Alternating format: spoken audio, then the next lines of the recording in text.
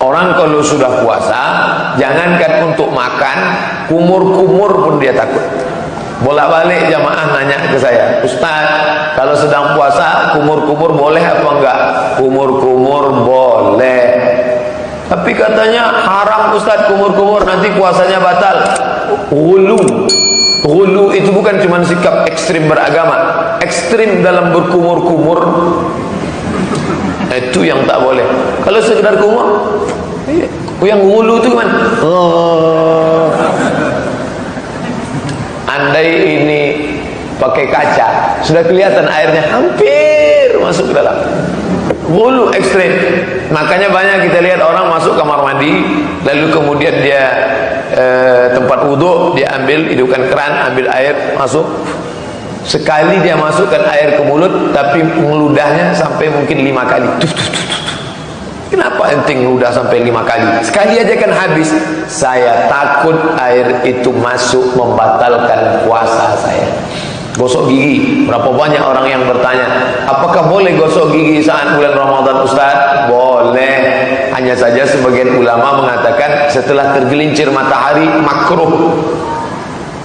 Jam 12, jam 1, jam 3, jam 4 itu makruh. Kenapa? Karena saat itu dia dalam keadaan amat sangat haus, kering. Banyak orang yang lesu, lemah, letoy, loyo.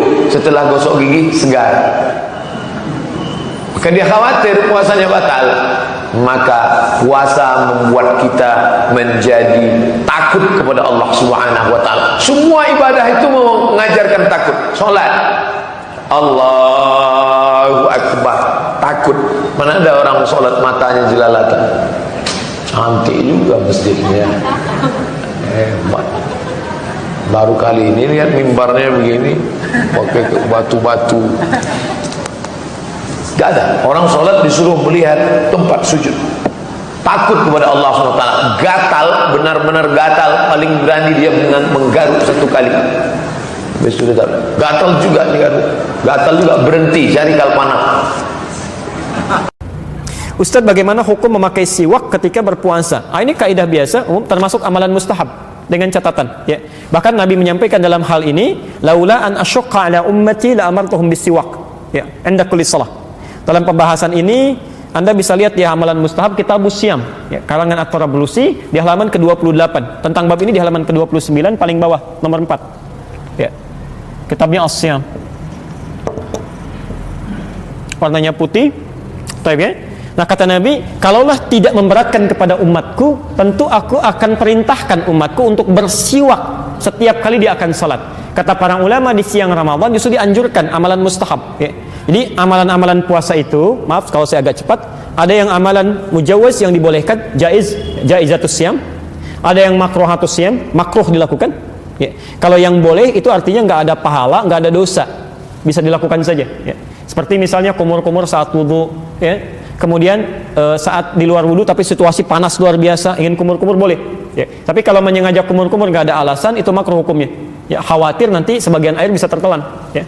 Lak, tiba-tiba ada yang masuk, ya. Itu kan masalah. Ya. Time.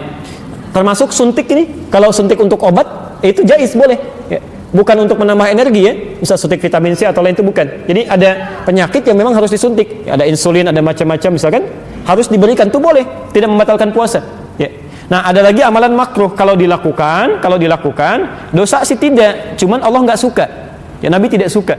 Ya, semacam misalnya, maaf, yang masak-masak kebanyakan cium bau masakan, ya, atau banyak mencoba apakah asin atau manis, ya, atau melembutkan makanan untuk baik dengan cara dimasukkan ke mulut, itu makruh masuknya. Nah, ada amalan mustahab itu yang sangat dianjurkan, berpahala bila dikerjakan, tapi tidak mengandung dosa bila tertinggalkan. Di antaranya bersiwak. Ya. Siwak itu artinya sikat gigi, ya, bersikat gigi. Ya, jadi kayu itu bukan siwak namanya.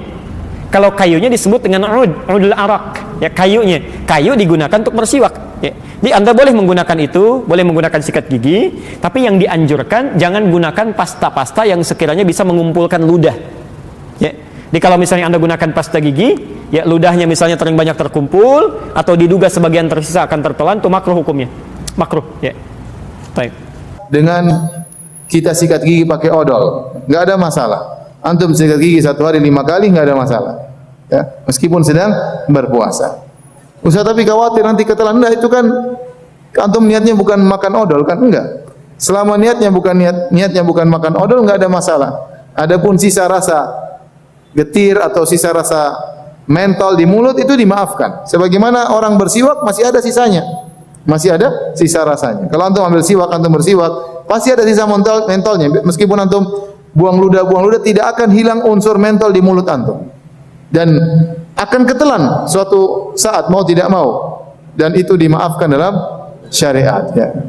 Ya, dan tidak disebutkan Nabi kalau sudah bersiwak di bulan Ramadan atau saat kala puasa buang ludah melulu, enggak. Itu menunjukkan bahwasanya tidak mengapa bersiwak. Kemudian juga di antara hal yang tidak dilarang ya, dan tidak membatalkan puasa adalah menggunakan inhaler yang buat apa? Buat orang ya, pilek ya, orang flu, enggak ada masalah. Demikian juga tidak mengapa menggunakan Pentolin, yaitu alat bakhah kalau bahasa Arab yang digunakan untuk orang yang kena asma. Kalau dia lagi kambuh maka dia semprot dalam mulutnya. Apakah itu membatalkan puasa? Jawabannya tidak. Kenapa? Karena dalam setiap itu cuma berisi oksigen yang dicairkan dengan tekanan yang disertai dengan obat-obatan. Ya, dan itu kalau sekali semprot cuma keluar sangat sedikit ya. Oksigen yang cair tadi kemudian jadi gas kembali, kemudian disertai dengan sebagian obat-obatan.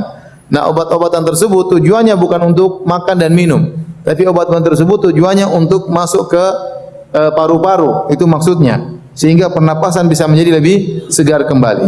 Oleh karenanya meskipun dia masuk melalui saluran makan mulut, tetapi dia tidak sampai ke lambung kata para ulama, dia hanya sampai pada paru-paru. Masuknya obat yang sangat sedikit tersebut ke dalam lambung sangat diragukan. Sehingga untuk memastikan bahwasanya orang yang menggunakan alat tersebut batal susah. Karena hukum asalnya dia berpuasa. Kita tidak boleh mengatakan dia batal kecuali ada dalil yang tegas, ada kondisi yang jelas menunjukkan dia batal. Nah, tatkala dia menggunakan alat tersebut, obat-obatan yang masuk ke mulutnya belum tentu sampai ke lambungnya karena sedikit. Kemudian kalaupun masuk ke lambungnya, kata para ulama, dimaafkan karena dia tidak bermaksud untuk makan dan minum, dia bermaksud adalah untuk pengobatan.